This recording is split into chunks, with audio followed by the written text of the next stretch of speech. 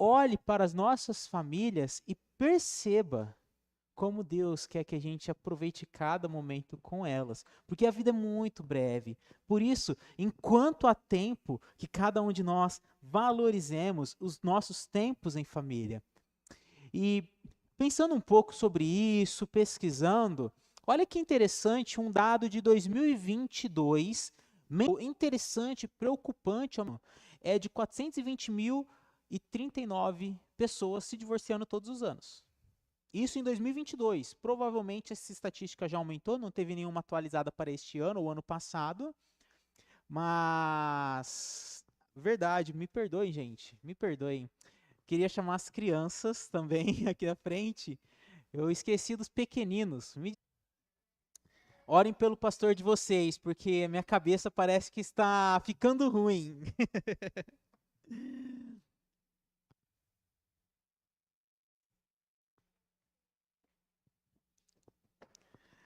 Pai amado, obrigado por esse momento, obrigado pela tua palavra que vamos refletir, vamos escutar. Abençoe as crianças, abençoe cada um de nós, cada um na mensagem respectiva para ti, Pai. Que teu nome seja engrandecido e que as nossas vidas sejam transformadas por meio da sua palavra, em nome de Jesus. Amém. Me desculpa, criançada. Gente, continuando então, continuando, e a gente tem de divórcios em 2020, 420 mil pessoas, um número alarmante.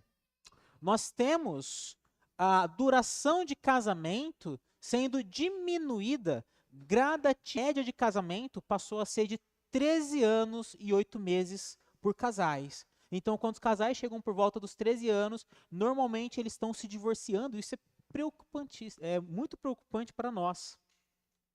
Além disso, a média de casais que passam de 20 anos de relação conjugal, tendo uma média de 26,4% dos casais que passam dos 20 anos juntos, sendo que 10 anos atrás era 36% essa estatística. Avassalador o número de pessoas. E ao mesmo tempo nós temos um crescimento exponencial de segundos casamentos. Passando, observem, de 2002 para 2012, em 10 anos, a gente teve registro de um segundo casamento sendo de 1,4%.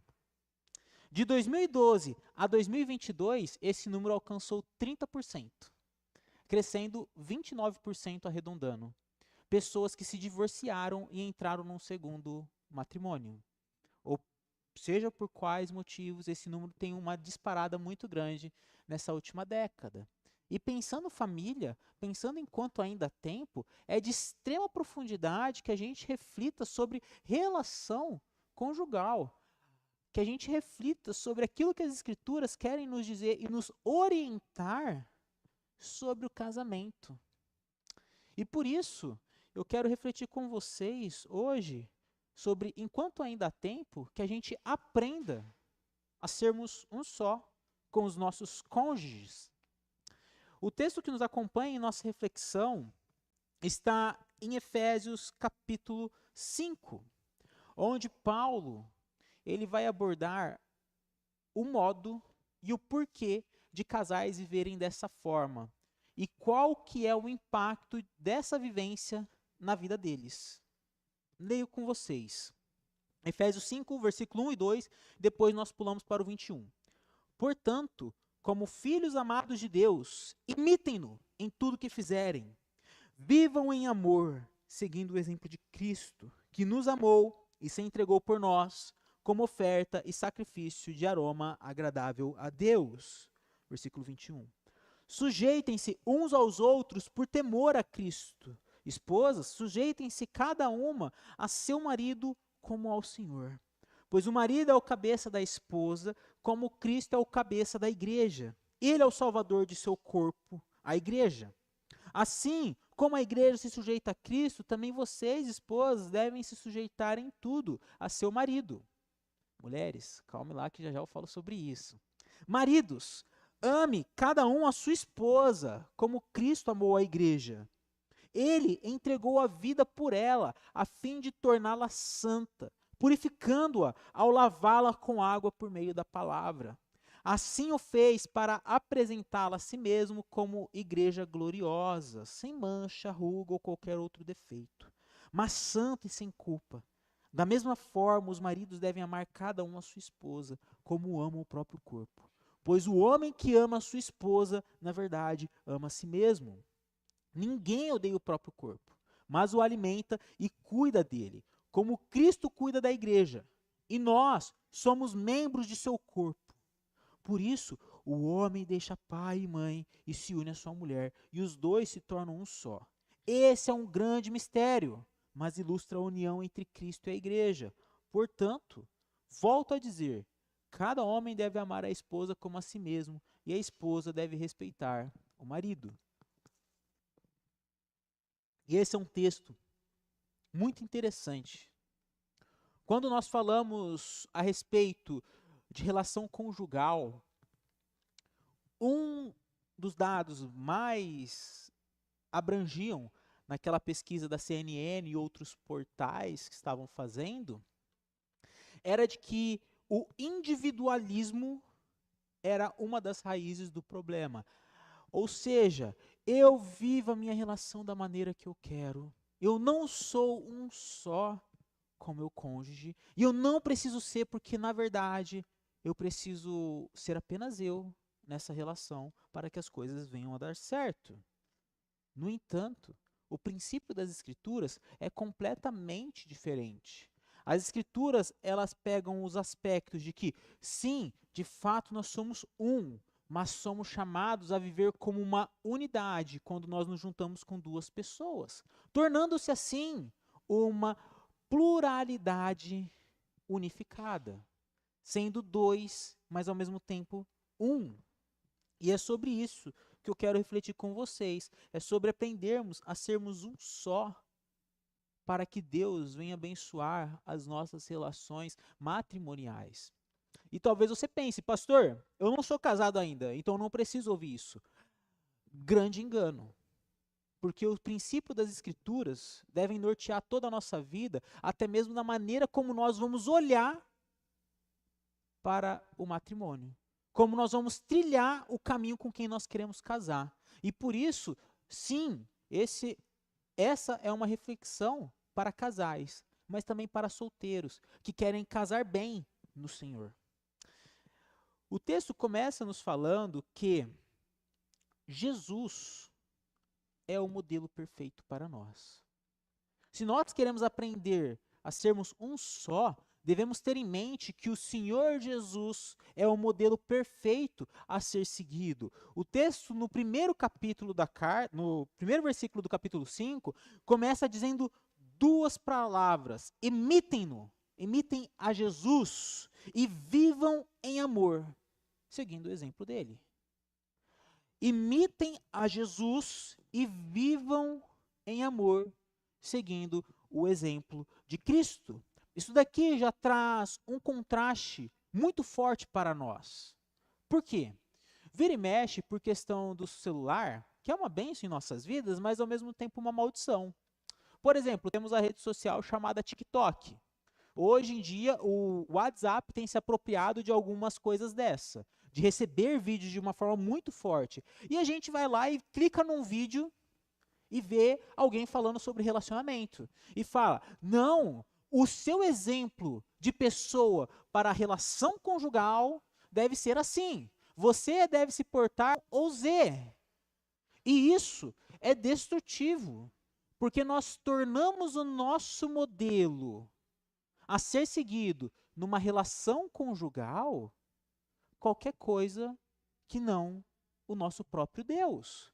E é isso que Paulo está mencionando para nós fazermos, seguirmos o exemplo de Jesus, porque somente seguindo o exemplo de Jesus, que é o nosso modelo perfeito, nós podemos alicerçar o nosso matrimônio de forma profunda. Por quê? A nossa cultura, ela incentiva nós termos apenas o amor próprio. Apenas a enxergarmos a nossa relação conjugal naquilo que nos dá prazer, naquilo que nos é fácil, naquilo que não nos confronta. Porém, o padrão bíblico diverge dessa perspectiva. Observe, quando Paulo fala de imitarmos a Jesus e vivermos em amor como Cristo, ele está falando basicamente que Jesus é um modelo perfeito sobre amar.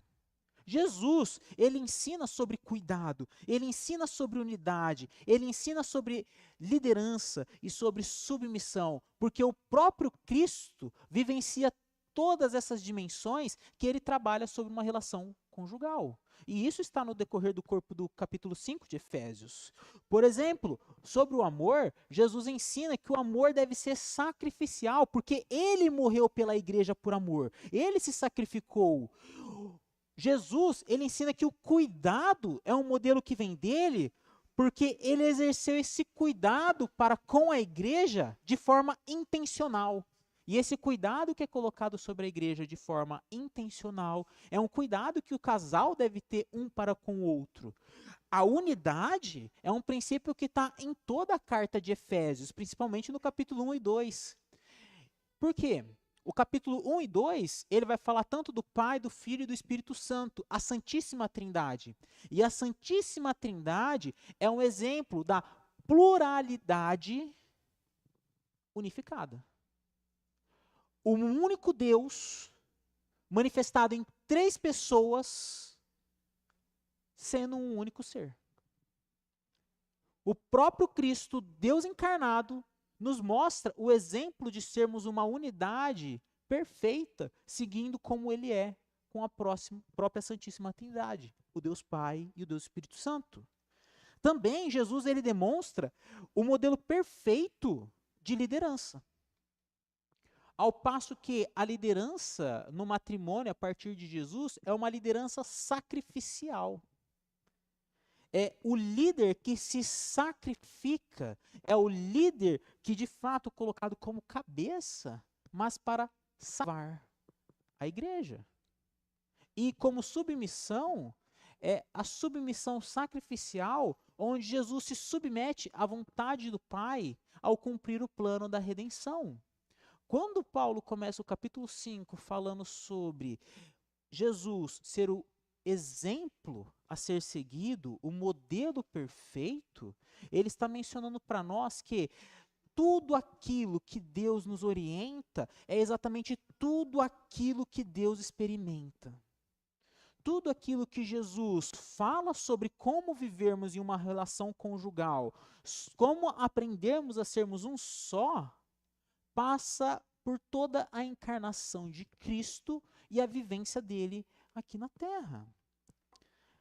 Jesus sendo o modelo perfeito, o texto continua sendo mencionado por Paulo ao falar que então o casal, para aprender a ser um, além de seguir o modelo que é Cristo, deve também ter uma submissão mútua. Não é uma submissão de um único lado, não é uma do outro lado. Não é uma relação de dominado e de dominador. A relação conjugal é uma relação mútua, é uma relação que se espelha na unidade do Deus Santíssimo e Trino, refletindo a harmonia da pluralidade na unidade. Quando o casal é chamado por Deus a serem apenas um, tendo Cristo como modelo, são chamados a não considerarem-se um maior do que o outro. Eu não me acho maior do que o meu cônjuge, porque as Escrituras me chamam a me submeter a ele na mesma medida que ele se submete à minha pessoa. Eu não domino o meu cônjuge porque eu não tenho esse lugar, porque eu também sou chamado a me submeter ao meu cônjuge. E é exatamente isso que Paulo fala, de ambos se sujeitarem desta forma, não porque são santinhos, não porque são perspicazes, mas por temor a Deus, por temor a Cristo. Eu não me considero maior ou melhor do que o meu cônjuge, porque eu temo o Senhor e eu entendo que a partir de Cristo, eu e meu cônjuge somos um só. E não duas pessoas brigando belicamente. Comentando um pouco sobre isso, o pastor Itamar Neves, ele diz que ao invés de se satisfazerem, o casal deveria buscar em primeiro lugar o interesse do outro, provando a disposição de servirem e não de serem servidos. Então, o segundo princípio que as Escrituras nos dá para aprendermos a sermos um só é a submissão mútua. E sabe por que isso é importante? Porque se nós não vivemos numa submissão mútua, nós podemos cair em dois extremismos dentro do casamento. O primeiro deles sendo um de um abuso e dominação, e o outro exemplo sendo um de um individualismo e narcisismo, onde tudo se diz a respeito de mim. Em um modelo, eu me expando demais, porque eu não me submeto ao outro, e no outro modelo, eu me retraio demais, porque eu quero, de certa forma, me submeter, mas ao mesmo tempo não me submeter ao outro. Quando não vivencio uma submissão mútua, ou eu caio numa relação onde eu abuso do outro, onde eu busco o tempo inteiro dominar sobre o outro, impondo a minha vontade, impondo os meus prazeres, impondo tudo aquilo que eu desejo. Mas eu também posso cair no outro extremo de apenas pensar em mim mesmo, apenas pensar nos meus próprios prazeres, e eu estar com o meu cônjuge e isso não significa nada, porque eu só penso em mim. Quando nós não vivemos a submissão mútua, nós caímos nesse grande perigo de explorarmos para dois lados extremos. Um dos pontos onde foi constatado os números de divórcios, onde um lado dos casais mencionava: eu não tenho tempo mais para mim, eu não tenho dinheiro, cada vez mais está difícil, eu me sinto dominado. Ao mesmo tempo, um outro grupo de casais menciona na pesquisa que se divorciavam porque eles queriam ter prazer, tudo no monótono, perdeu a graça. Eu preciso de mais prazer. E por que isso acontece? Porque deixamos de nos submetermos um ao outro na relação matrimonial. E quando deixamos de fazer isso, é porque, na verdade, o amor que vem como exemplo de Cristo deixou de existir. João Calvino menciona que onde reina o amor, aí também prestarão serviços mútuos. Se eu amo, eu me submeto ao outro. Se o outro me ama, eu me submeto. Na psicologia de conflitos, é chamado de ganho-ganho. E não ganho-perco ou perde eu ganho, mas eu ganho, eu ganho. Eu me submeto ao meu cônjuge e o meu cônjuge se submete. Somos um só, não somos pessoas separadas. Além disso, Jesus ele passa então a mencionar, por meio de Paulo, que nós devemos aprendermos a sermos um só, tendo Jesus como modelo de liderança, liderando como Cristo. E essa parte é muito interessante. Por quê? No texto está em verso, está as mulheres primeiro e depois vem a explicação dos homens. Só para caso vocês queiram olhar na Bíblia aí. Quando Paulo ele vai escrever sobre o papel da mulher e o papel do homem nesse desempenho matrimonial para que ambos aprendam a ser um, numa questão de detalhe e de urgência para que se viva de tal forma, Paulo destaca muito mais tempo falando para a figura masculina do que para a figura feminina. Paulo gasta, em média, de 500 palavras falando a respeito daquilo que o homem deve viver e uma média de 150 palavras a respeito de como a mulher deve viver. Ou seja, a maior importância está aqui, para que a mulher consiga viver na sua responsabilidade também. O texto diz: pois o marido é o cabeça da esposa, como Cristo é o cabeça da igreja. Maridos, amem cada um a sua esposa, como Cristo amou a igreja. Ele entregou a vida por ela, a fim de torná-la santa, purificando-a ao lavá-la com água por meio da palavra. Assim o fez, para apresentá-la a si mesmo como igreja gloriosa, sem mancha, ruga ou qualquer outro defeito, mas santa e sem culpa. Da mesma forma, os maridos devem amar cada um a sua esposa, como ama o próprio corpo. Pois o homem que ama a sua esposa, na verdade, ama a si mesmo. Ninguém odeia o próprio corpo, mas o alimenta e cuida dele como Cristo cuida da igreja. Portanto, volto a dizer, cada homem deve amar a esposa como a si mesmo. Paulo, ele ensina que o marido foi chamado para liderar no contexto do casamento. Porém, não é liderar segundo as minhas próprias vontades, não é liderar segundo a minha própria expectativa e não é liderar segundo eu vi o meu pai liderando a minha casa. Mas é liderar como Cristo lidera e é explicado no texto de Efésios. Porque o padrão de liderança não é o autoritarismo, o egoísmo ou o desejo de dominância do homem.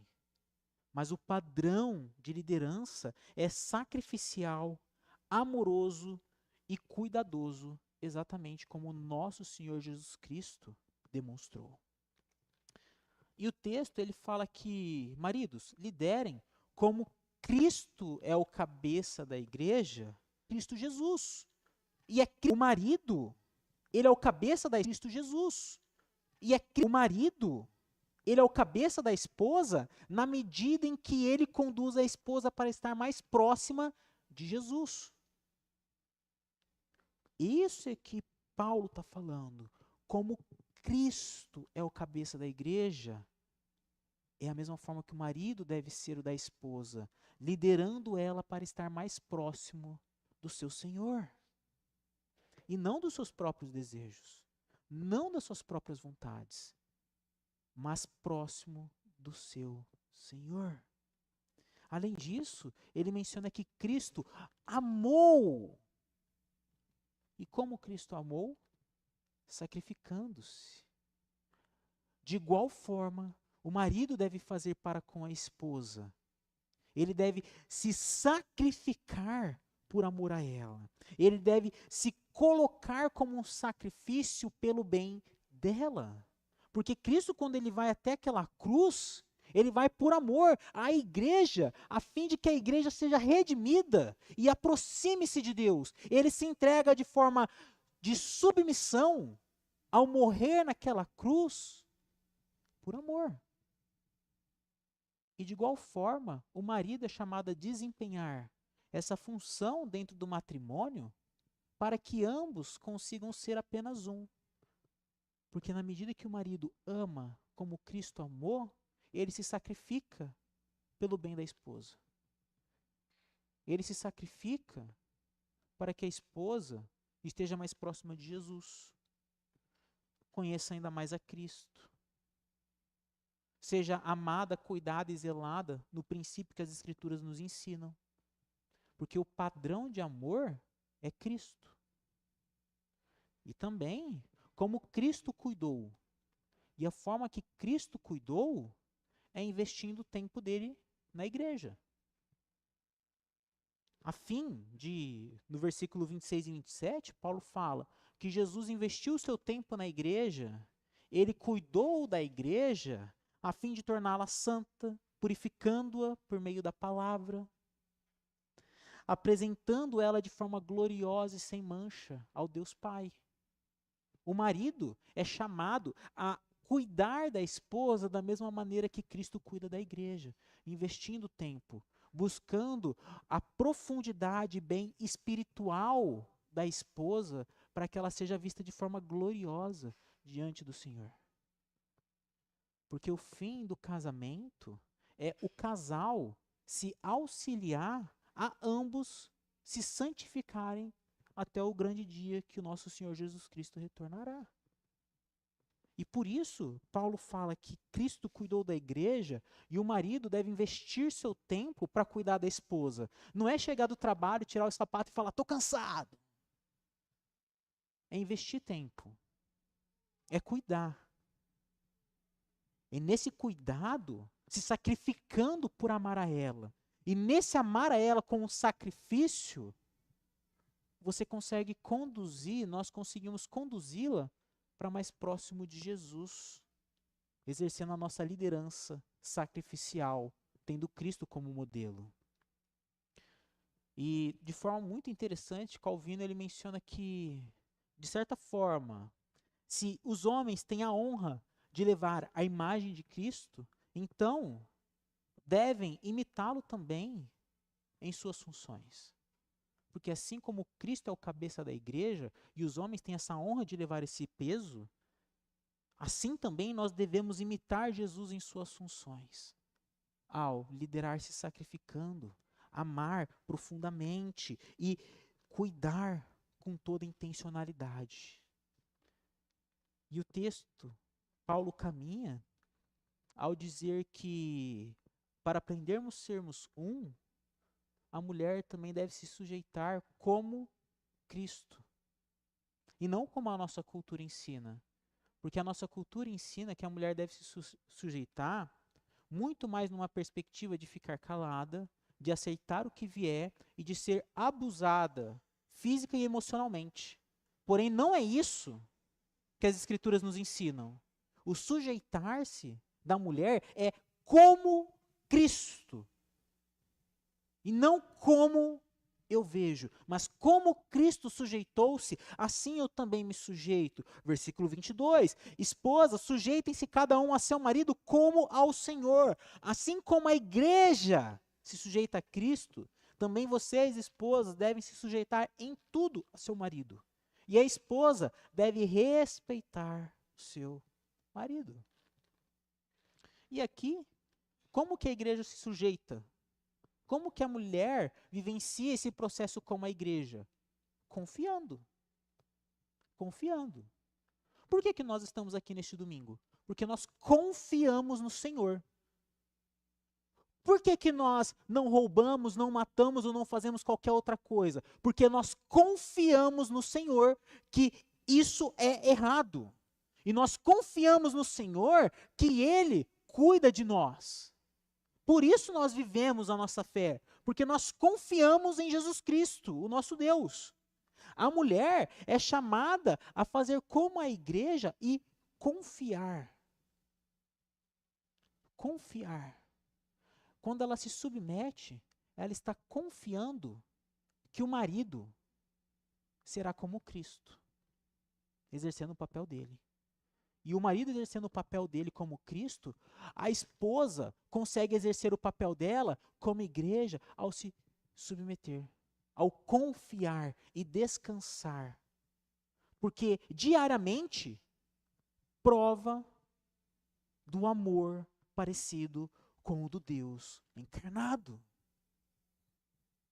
Mas além dessa confiança, Paulo também menciona que a mulher é chamada a respeitar.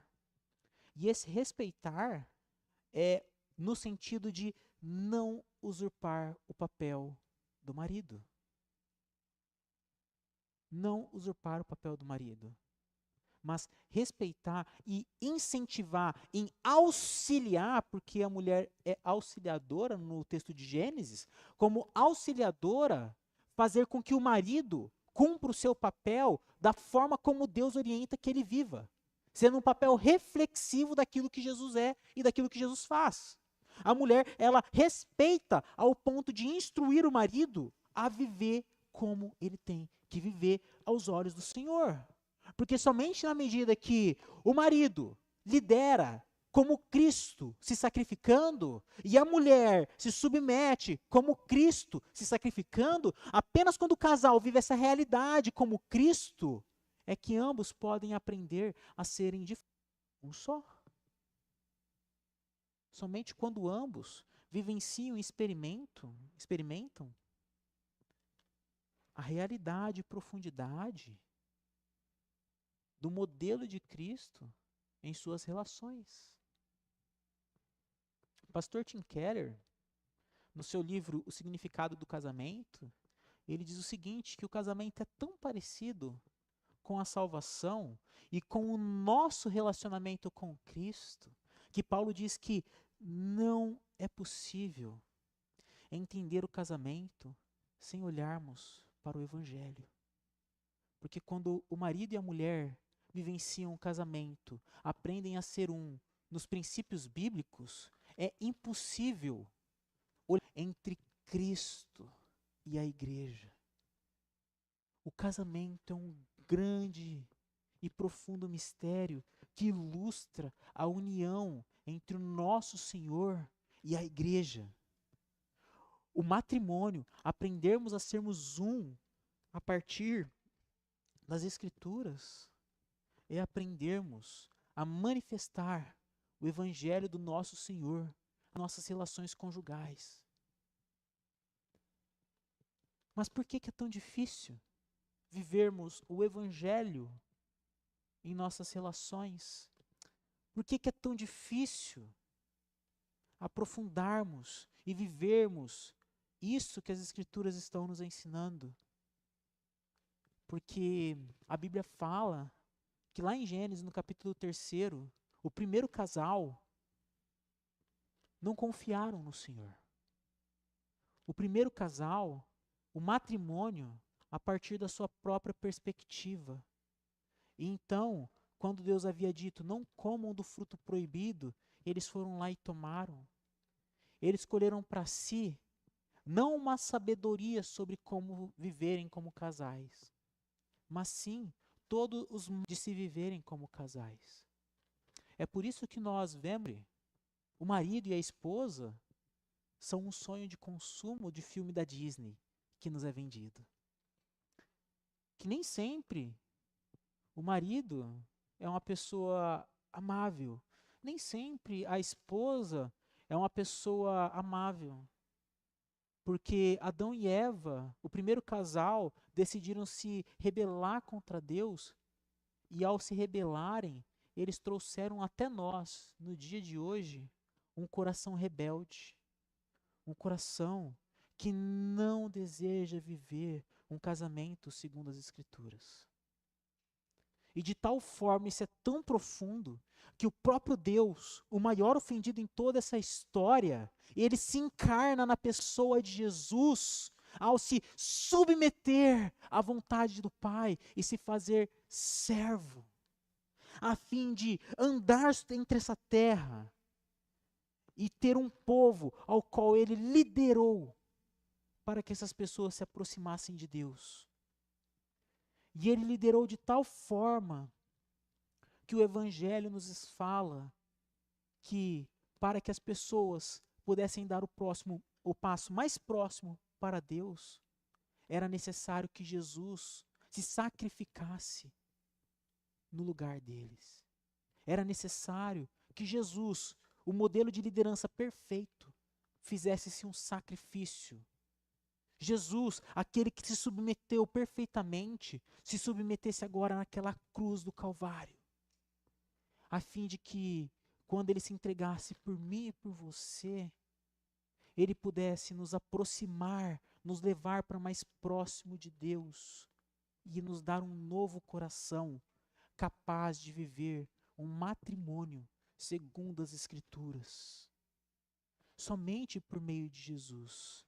E as Escrituras nos falam que uns momentos antes dele se entregar, ao participar da ceia, ele estava junto com os seus discípulos e ele disse: eu serei entregue e o meu corpo será partido como este pão. E ao ser partido como este pão, eu lhes aproximarei do Pai. Ao meu corpo ser partido por meio da fé em mim, vocês poderão viver um relacionamento verdadeiro. E de igual forma, depois que Jesus, tendo partido o pão, ele tomou do cálice e disse: este é o cálice que marca a nova aliança. Este é o cálice que demonstra a promessa que eu faço a vocês, de que eu lhes deixarei para sempre ao lado de Deus e lhes capacitarei a viverem a vida que eu lhes demonstrei. E Jesus, ao tomar o sangue, tomar o vinho, ele disse que aquele era o sangue da nova aliança. O sangue que é derramado na cruz do Calvário, por amor a mim e a você, para redimir os nossos casamentos, para que nós possamos aprendermos a sermos um só, conforme as Escrituras nos ensinam. E somente assim nós podemos desfrutar do amor de Deus. E é exatamente nisso, na ceia do Senhor, que eu quero convidá-los a participarem deste momento. Todos aqueles que já entregaram sua vida a Jesus, já foram batizados e só tem Ele como Senhor. A todos vocês que necessitam, eu lhes convido a participarem da mesa do Senhor. Essa mesa que não é por pessoas dignas, mas uma mesa de pessoas que são amadas, coisa que todos nós somos, amados pelo Senhor. Queria convidar o diácono Edson, queria convidar também o Evandro, para estarem auxiliando na distribuição dos elementos, o polaco também, por favor. Na medida que nós formos passando, eu peço que vocês levantem-se para que fique mais fácil identificar todos aqueles que participarão deste momento. A ceia do Senhor não é uma ceia da igreja presbiteriana e de nenhuma igreja, é do Senhor. E por isso todos aqueles que são discípulos de Jesus são convidados a participar. Por favor.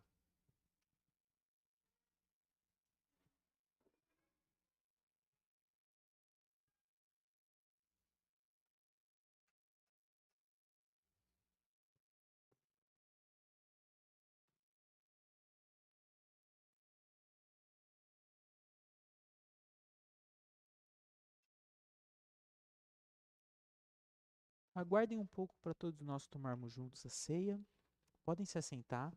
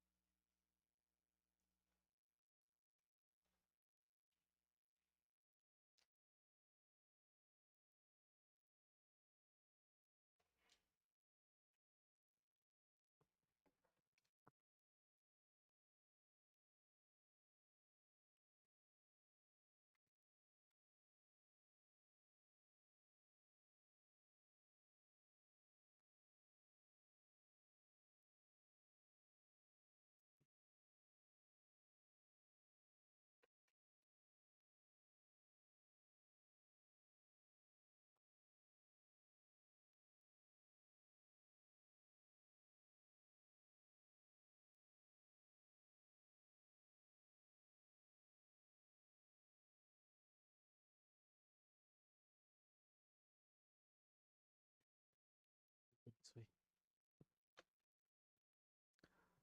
Pai querido, sabemos quão profundo e distante foi a nossa desobediência diante do Senhor.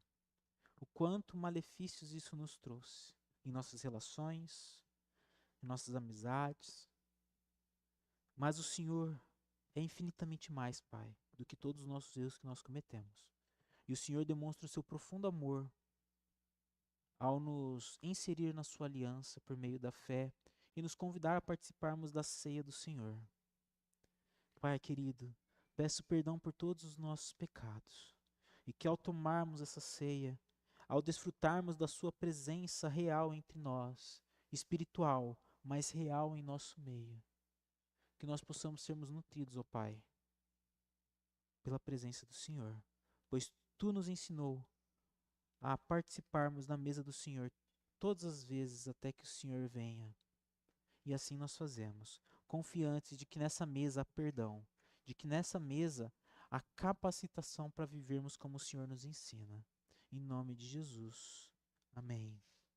Jesus, tendo tomado do pão, disse: Comam, este é o meu corpo, que é dado por cada um de vocês.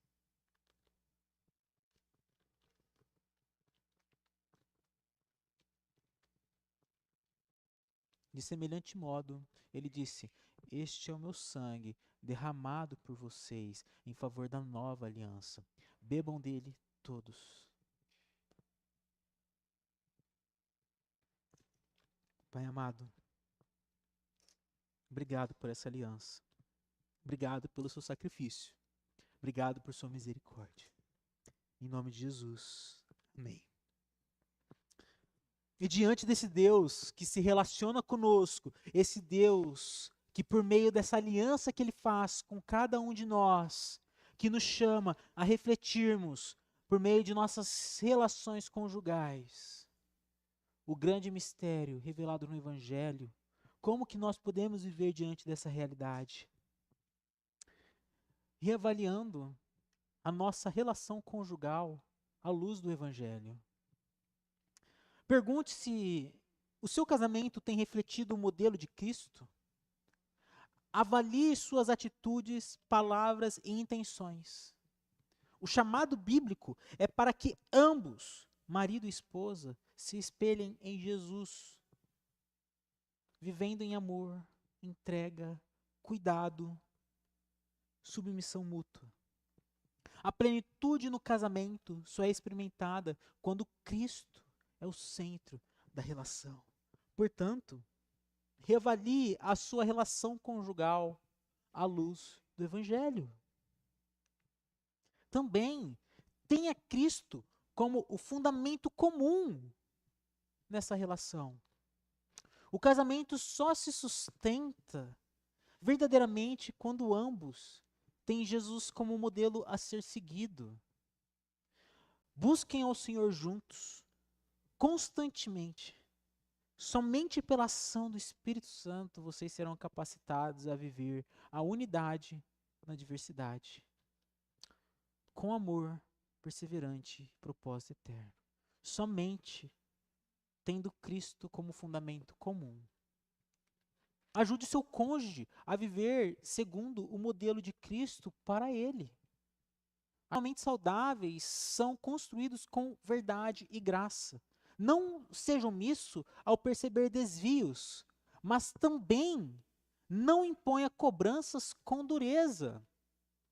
Corrija com amor, encoraje com paciência e sirva com humildade, como Cristo faz conosco.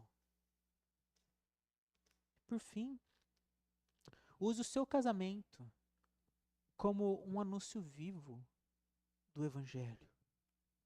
O matrimônio não é apenas uma aliança entre duas pessoas, mas um reflexo visível da aliança por meio do seu relacionamento. Deus revela ao mundo a profundidade do seu amor. Demonstre esse amor sacrificial, mesmo nos detalhes do cotidiano. Use sua relação matrimonial como um anúncio do Evangelho de nosso Senhor. Encerro o nosso sermão com uma citação do pastor Tim Keller. Aqui está o que significa se apaixonar. Ter um vislumbre da pessoa que Deus está criando e dizer: vejo quem Deus está fazendo de você. E isso me emociona. Eu quero fazer parte disso. Quero ser parceiro de você e de Deus na jornada que você está fazendo até o trono dele. E quando chegarmos lá, olharei para a sua magnificência e direi: sempre soube que você poderia ser assim. Tive vislumbres disso na terra, mas agora olhe para você. O casamento conduz o casal para viverem essa realidade sublime de, enquanto empenham o papel de Cristo, vislumbrarem aquilo que cada um será no grande dia do nosso Senhor. Vamos orar? Pai Santo, louvo o seu santo nome, porque a tua palavra nos ensina a vivermos a sua verdade. O nome, porque o Senhor quer nos ensinar